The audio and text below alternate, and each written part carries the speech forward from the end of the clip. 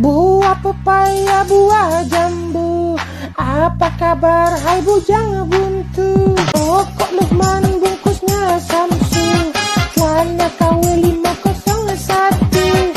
Ganti oli lah motormu, dah mulai berasa tipu. Tiap detik sibuk sama hati, lihat sosmed melulu, lihat sosmed melulu, lihat sosmed melulu. Aku memang bujang buntu, badan bau tampang kayak hantu.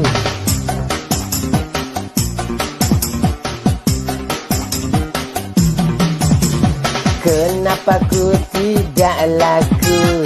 Aku heran juga nggak tahu.